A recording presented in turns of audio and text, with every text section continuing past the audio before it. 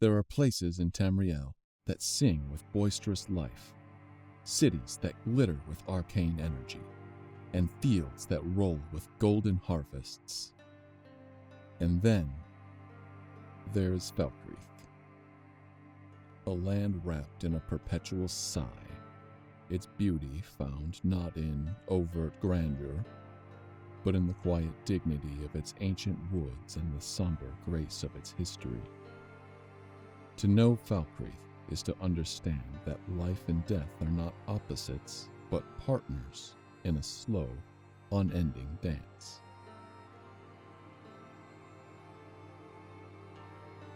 Long before it was a hold of Skyrim, this land was simply the forest, a vast, untamed wilderness that whispered secrets to the wind. The first Nords to carve a life from these woods were a hardy folk, their sagas etched not in stone, but in the heartwood of the pines. They learned the rhythms of the forest, the language of the streams, and the solemnity of the mountains that stood as silent sentinels at their back. Falkreath has always been a land caught between worlds. To the south, the heart of the empire, Cyrodiil, beats with a different drum. To the west, the sands of Hammerfell stretch into eternity. This proximity has been both a blessing and a burden. It brought trade, ideas, and a touch of imperial polish to the rugged Nordic sensibilities. But it also brought conflict, a relentless tide of armies washing against its borders, each leaving their mark on the land and its people.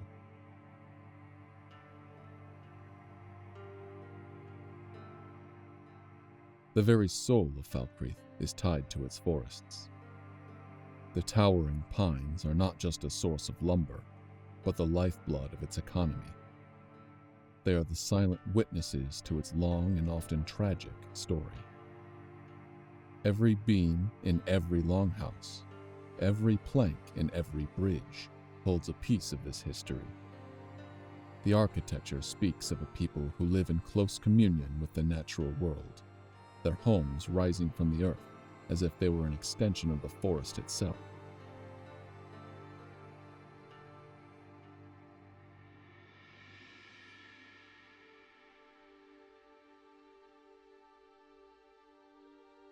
At the heart of Falkreath lies a vast and enigmatic body of water, Lake Ilinalta.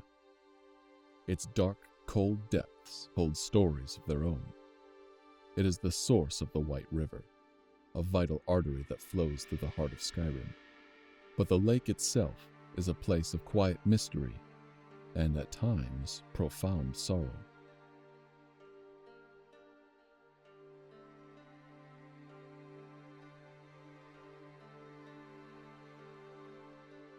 Beneath its placid surface lie the bones of a forgotten age. The sunken ruin of Ilinalta's deep speaks of a time when a great mage sought to unlock the secrets of the arcane, only to be consumed by his own ambition. The water that now laps against its crumbling walls seems to hold the memory of his folly, a silent warning against unchecked pride.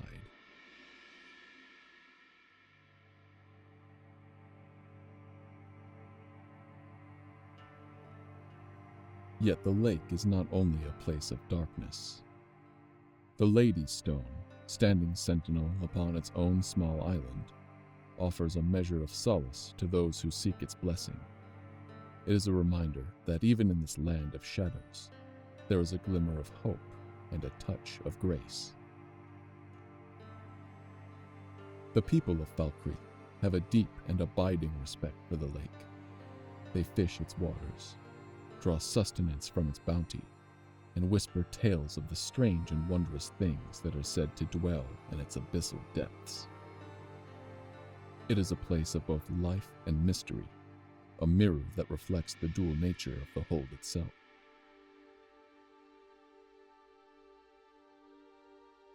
Falkreath is often called the graveyard of Skyrim, and for good reason. Its cemetery is a city unto itself, a sprawling garden of stone and memory that predates the town it now serves.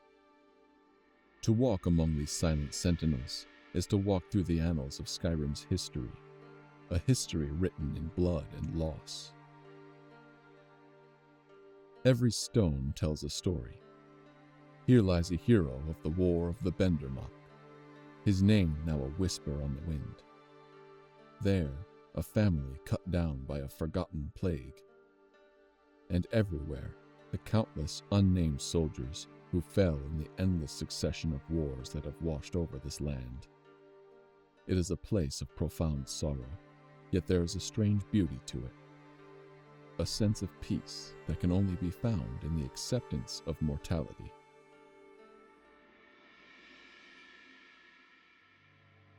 The people of Falkreath do not fear their dead. They live alongside them. There lives a testament to the resilience of the human spirit in the face of so much loss. Their businesses bear names that speak of death. The dead man's drink, the corpse-light farm, not out of morbidity, but as a way of acknowledging the ever-present reality of their existence. It is a unique form of reverence, a way of honoring the past without being consumed by it.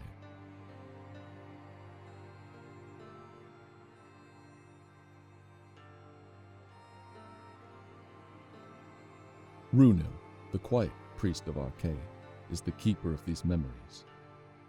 He tends to the graves with a gentle hand, his own past a hidden well of sorrow. He understands, perhaps better than anyone, the weight of a life lived and the importance of remembering those who have gone before. In his quiet devotion, we see the heart of Falkreath, a heart that has been broken 1,000 times, yet continues to beat with a steady, enduring rhythm.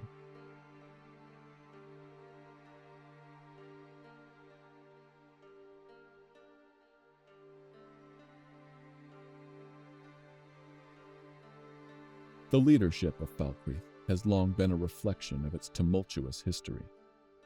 The Jarl's Longhouse, the seat of power, has seen its share of strong and just rulers, men and women who understood the solemn duty of governing a land so intimately acquainted with sorrow.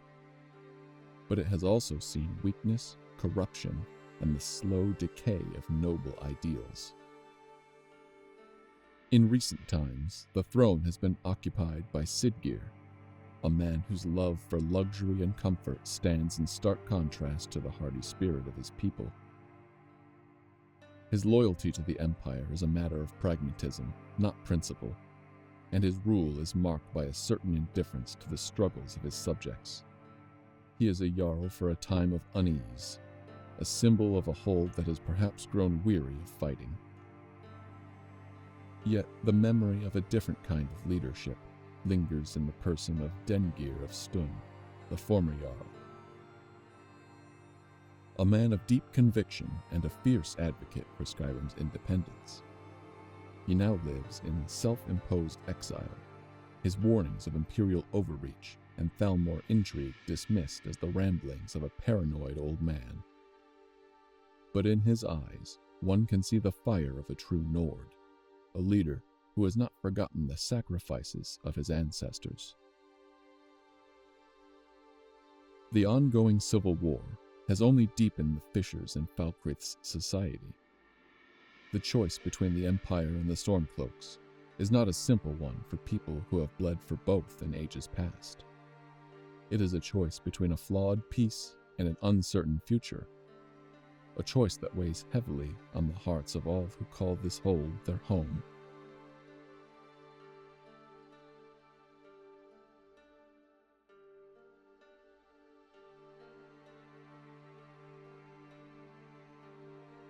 Where there is death, there is the Dark Brotherhood.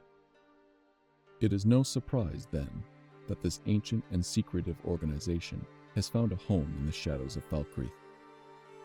Here, where the scent of blood hangs heavy in the air, and the line between life and death is thin, their grim work finds fertile ground. The Falkreath Sanctuary is a place of whispers and secrets. a hidden world that exists just beyond the perception of ordinary folk. Its members are the instruments of Sithis, the Dread Father, and they move through the world like ghosts, their daggers of final, silent judgment. To the people of Falkreath, the Dark Brotherhood is a whispered rumor, a terrifying bedtime story told to frighten naughty children. But for those who have been wronged, for those who have been denied justice by the laws of men, the Black Hand offers a different kind of solace, a bloody and final resolution. The presence of the Brotherhood adds another layer of complexity to the already somber atmosphere of the Hold. It is a reminder that even in a land of such natural beauty, there are dark currents that flow beneath the surface, that the human heart is capable of both great love and unspeakable cruelty.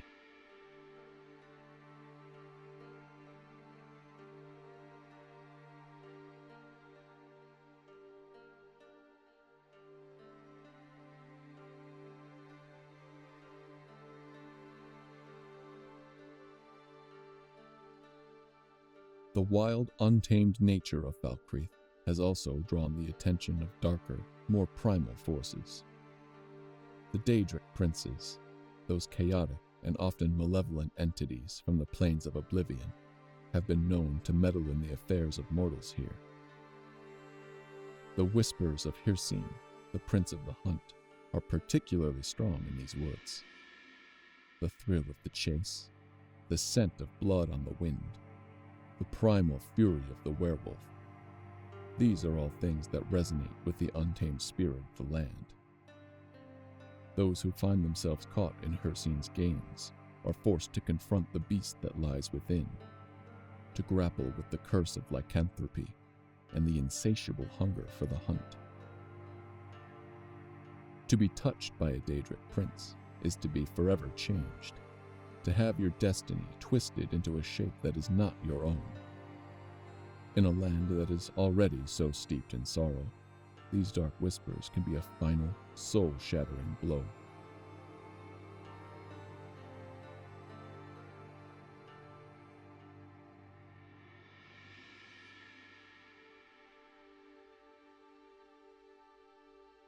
And yet, for all its darkness, for all the weight of its history, Falkreath is not a land without hope, for the true strength of this hold lies not in its armies or its jarls, but in the quiet, unwavering resilience of its people.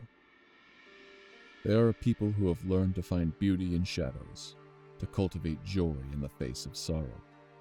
They are the blacksmith whose hammer rings with the promise of a new day, the innkeeper whose laughter is a beacon in the night, the farmers whose hands coax life from the soil.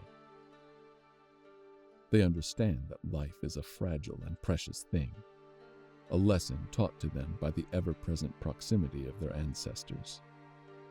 And so they live their lives with a quiet dignity, a deep appreciation for the small moments of beauty and grace that can be found even in the darkest of times.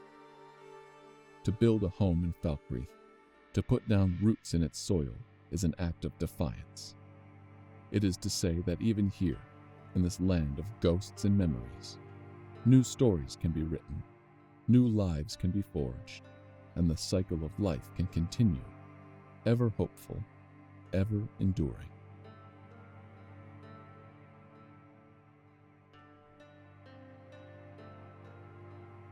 Falkreath is a land of echoes, a place where the past is always present.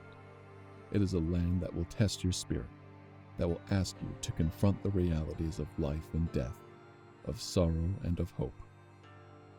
But if you are willing to listen to its whispers, to look for the beauty in its shadows, you will find a place of profound, enduring power.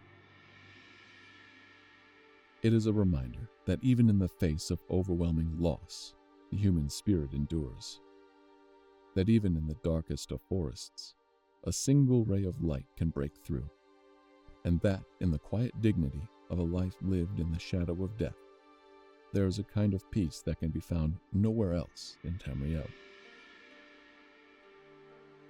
This is Falkreath, the land of solemn beauty and enduring spirit. The land that will stay with you long after you have left its whispering woods behind.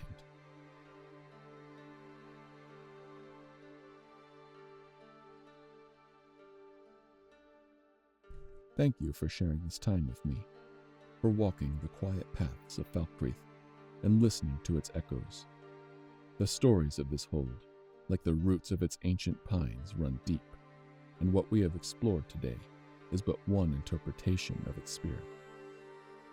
What does Falkreath mean to you? What memories or feelings does it evoke? I would be honored to read your thoughts and reflections in the comments below. It is in these shared conversations that these worlds truly come alive. If you found a measure of peace or a moment of insight in our journey today, please consider supporting the channel by liking this video and subscribing. Until our paths cross again, may you find beauty in shadows, and may your own story be one of resilience and hope.